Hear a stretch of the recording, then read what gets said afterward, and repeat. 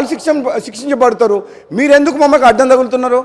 మీరు 10 ఏళ్ళు పరిపాలించినారు, మేము ఏం మాట్లాడినాం? మీరు తీసుకున్న నిర్ణయాల వల్ల ఈ రాష్ట్రం అప్పుల పాలైంది. కాబట్టి దయచేసి మీరు తొందర పడకండి, ఓపికతో ఉండండి అధ్యక్ష. అదేవిధంగా అధ్యక్ష, నేనేమంటున్నా, యాదాద్రి పవర్ ప్లాంట్ కావచ్చు, విద్యుత్ సంస్థల్లో కాడ ఇప్పుడు డిస్కంలకు కూడా 81,000 కోట్ల రూపాయలు మొత్తం ఓవరాల్గా మన విద్యుత్ సంస్థలకు నష్టాలు ఉన్నాయని చెప్పిండ్రు అధ్యక్ష. అయిపోయింది అధ్యక్ష, 1 మినిట్లో క్లోజ్ చేస్తాను. ఎందుకంటే నాకంటే ముందు భట్టి గారు కానీ, ఉప ముఖ్యమంత్రి గారు కానీ, ముఖ్యమంత్రి గారు కానీ ఇక డైరెక్ట్గా ఎంక్వైరీకే చేస్తామని ఆదేశిస్తామని చెప్పారు. కాబట్టి ఇంక నేను లోతుగా పోవాల్సిన అవసరం లేదు.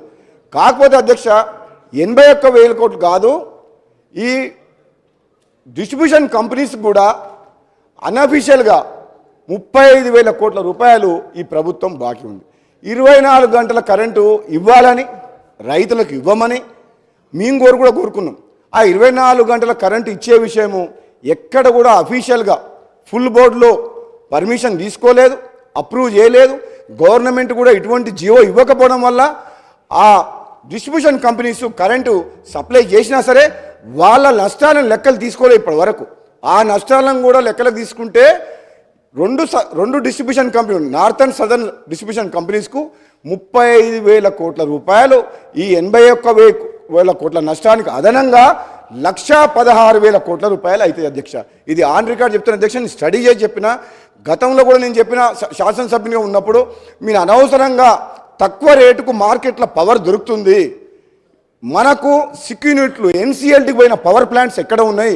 తక్కువ రేటుకి ఎన్సీఎల్టీకి పోయి మన తెలంగాణ గవర్నమెంట్ పార్టిసిపేట్ చేసుకొని ఆ పవర్ ప్లాంట్ తీసుకొని వేరే రాష్ట్రాల్లో కూడా పవర్ ప్రొడ్యూస్ చేసినా సరే పవర్ గ్రిడ్ ద్వారా మనం తెచ్చుకోవచ్చు. యాదాద్రి పవర్ ప్లాంట్ అనేది 250 కిలోమీటర్ల నుంచి బొగ్గు తీసుకొని పోయి మిర్యాలగూడలో పెట్టి ఆ ప్రాంతం పొల్యూషన్ చేసి ఆ ట్రాన్స్పోర్టేషన్ ఛార్జెస్ వేస్ట్. జనరల్గా పవర్ ప్లాంట్స్ అనేది పిట్ హెడ్ మీద, అంటే ఎక్కడైతే బొగ్గు గనుందో, బొగ్గు బాగుందో దాని పక్కన పెట్టాలి. ఇది ఎంత అవగాహన అనాలోచితంగా తీసుకున్న నిర్ణయం అంటే, మిర్యాలగూడలో 4,000 మెగావాట్ల పవర్ ప్లాంటు బొగ్గుకు 250 కిలోమీటర్ల దూరం తీసుకురావడం అనేది తప్పు నిర్ణయం. దానివల్ల 1,000 కోట్ల రూపాయలు మన ప్రభుత్వానికి, మన ప్రజల సొమ్ము వేస్ట్ అయిపోయింది అధ్యక్ష. ఇటువంటి నిర్ణయాలు తీసుకున్నప్పుడు ఈ పవర్ మినిస్టర్ జగదీశ్వర్ రెడ్డి గారు, ఇంకోరన్నా అధికారులు కానీ చర్చించి, విశ్లేషణ చేసి, డిబేట్ చేసి, డిస్కస్ చేసి ఉంటే ఈ తప్పిదాలు కాకపోయేది. ఆనాడు ముఖ్యమంత్రికి ఎదురు చెప్పే, సమాధానం చెప్పే మనుషులో లేరు, అధికారులు భయపడేవాళ్ళు, ఎమ్మెల్యేలు మంత్రులు ఆయన దగ్గర పోయేవాళ్ళు కాదు. ఇటువంటి ఒక నియంత పరిపాలన టైపు ఆ 10 ఏళ్ల పాటు ఉన్న నిర్ణయాల వల్ల, ఆ నిర్ణయాల వల్ల ఈరోజు ఈ రాష్ట్రం ఈ మిగులు బడ్జెట్తోటి ఎన్నో ఆశలతో వచ్చిన ఈ రాష్ట్రం జీతాలు ఇవ్వలేని పరిస్థితి. ముగించండి. ఈ పరిస్థితి కారణం ఎవరు అధ్యక్ష? వీళ్ళు కాకపోతే ఇప్పుడు కనీసం మాకు మంచి సలహాలు సూచనలు ఏమంటే చేసిన తప్పులు సరిదిద్దుకొని, ముఖ్యమంత్రి గారు చెప్పారు క్షమాపణ చెప్పినా కానీ వదిలేస్తామని చెప్పిండ్రు. అది బానేసి ఎదురుదారికి తిరగడమైంది, చాలా తప్పు. మళ్ళా సోదరులందరికీ కూడా చెప్తున్నా, ఇప్పుడు 10 ఏళ్ల పాటు కొన్ని తప్పులు జరిగినాయి.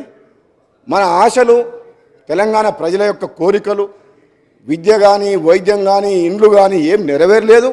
ఈ కాంగ్రెస్ ప్రభుత్వం పేదల ప్రభుత్వం, పేదల రాజ్యం వచ్చింది కాబట్టి మీరు సహకరించండి. మేము ఇచ్చిన హామీలన్నీ నెరవేరుస్తాం. ఆర్థిక సంక్షోభంలో ఉన్న తెలంగాణ రాష్ట్రాన్ని గాడిలో పెట్టే బాధ్యత కాంగ్రెస్ పార్టీ తీసుకుంటుంది.